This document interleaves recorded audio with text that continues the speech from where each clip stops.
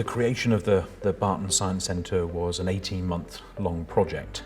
We were delighted to be awarded the Independent Boys School of the Year award across the UK very recently, and the reason for that award was largely inspired by the opening of the Barton Science Centre and also the projects it's made possible within the wider community as well as within the school itself. So there's no doubt that the Science Centre has really helped to put STEM and Tonbridge firmly on the map.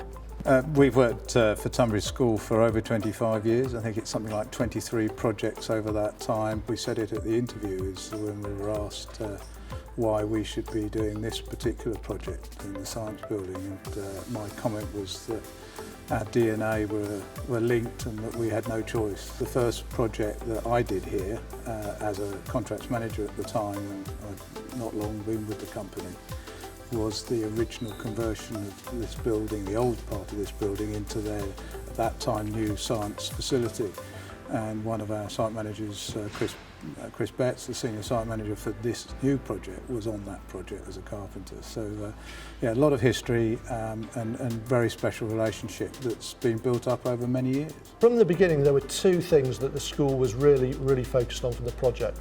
One is, frankly, the school sets its sights very high in terms of its academic standards. We see ourselves as being one of the best schools in the country, and our aspiration for science was to create a building that was the very best science building there could be for a school in the country. The second thing was that we were aware at the beginning of the project that it was going to be a very complicated and difficult project to achieve. So the other expectation for the project from a building point of view was to manage to complete the project on time, on budget, and to deliver the quality that we were expecting. The project was logistically challenging due to the number of students moving around the campus at any one time.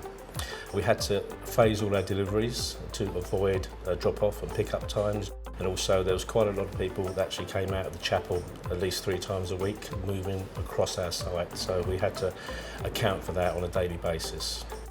The way we manage access into the site was basically by putting down some quite stringent rules, especially for delivery drivers and large lorries coming in.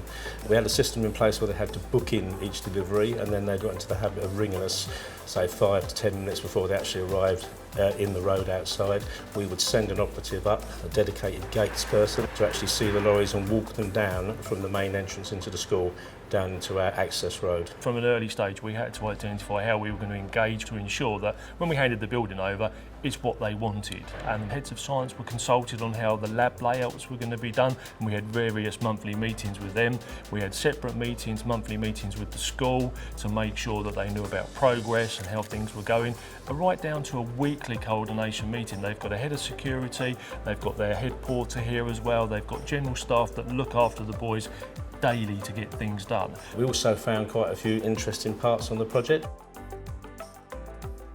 We had a tracery window that had been blocked up inside a classroom for many years on the second floor, and we actually were able to bring this back to life, so it's a visible window from outside and incorporate into one of the classrooms. Another interesting factor is that we found lower ceilings in some of the classrooms and lost some of the lovely Gothic tops of the windows, so we were able to actually raise these ceilings back up to their original level and bring the full beauty of those windows back into play. As head of science, I'm incredibly fortunate to work here, and as are the students to learn here as well. It has really transformed their education, it's transformed their everyday classes, but also having the likes of the atrium, having the project spaces as well, has really given them opportunities that they otherwise would not have been able to have before moving into this centre. I'm trying to prepare those students not just for the A-level exams, but also life at university and beyond. Now that's taking place now that the building is complete, in the project labs with some of the extension work that they're doing, as well as in the atrium with harder and more advanced lectures that they're attending, but also actually even during the design and build phase when our students were able to come around and meet Baxall's, meet the architect team and talk about what it was like to work in construction, work in engineering and work in architecture. The availability of the open spaces in the new Science Centre have really inspired me to spend more time here and look further beyond the syllabus of A-level and more towards university type topics. And from that I hope to go to Oxford to study physics And after that, if I find another topic there which I really enjoy, hopefully do some research and a PhD.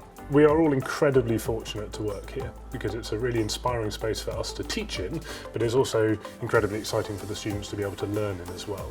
One thing that I think really stands out about the building is that we have taken the historic old part, which is part of the history of Tonbridge School, and we've been able to combine that with something really new on the outside. And we've been able to now push the way in which we're teaching well into the 21st century.